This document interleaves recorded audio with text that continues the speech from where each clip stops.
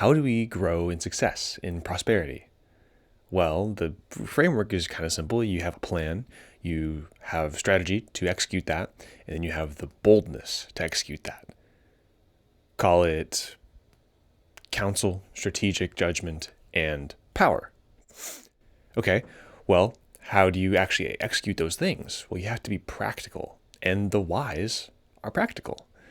If you're a person that has wisdom, you're going to be a very practical, discerning person who's able to actually choose what path to take.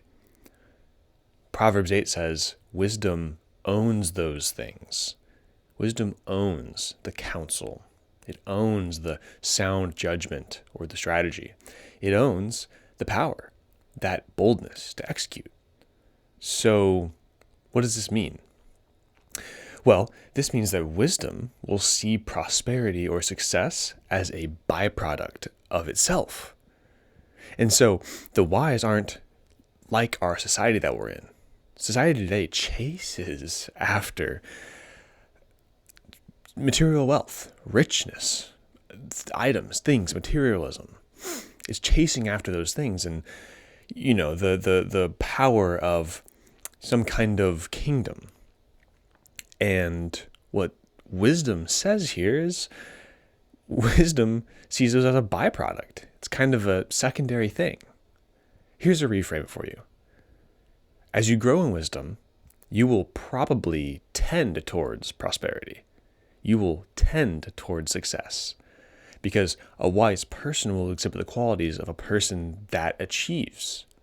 However, someone who is truly wise will fully understand that those things, it's just a byproduct. It's kind of a side effect of the wisdom. It's like how your heart posture is, your kind of inward direction is pointing.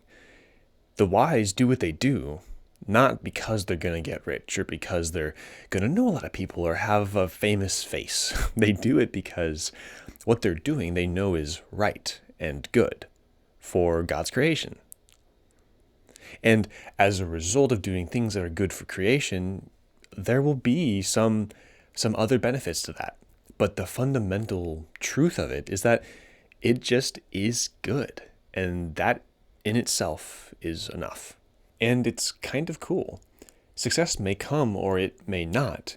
But if you do things out of just the goodness of your heart, you will become wise regardless of whether the success comes. If you can approach success as a possible byproduct, if you can be intentional about not trying to achieve those goals or the metrics, then indeed you will likely be wise. Even if your hands just flow with gold, gold will not have dominion over you. So the question, the kind of tension today is, are you too concerned with the practical, worldly kind of results that are coming from your growth? Do you need to institute some kind of plan to be more centered in why you're doing what you're doing, not what you get out of what you're doing? I absolutely know that I need to work on that. I'm a very results-driven person, and that's just not the way that we're supposed to do good work. We're not supposed to look at the work we do and say, what can I get out of this? What should I be receiving from my hard work here? Not at all. We should be saying, I work hard because that is right and that is good for creation and for God. So I'll be praying for you. See you tomorrow.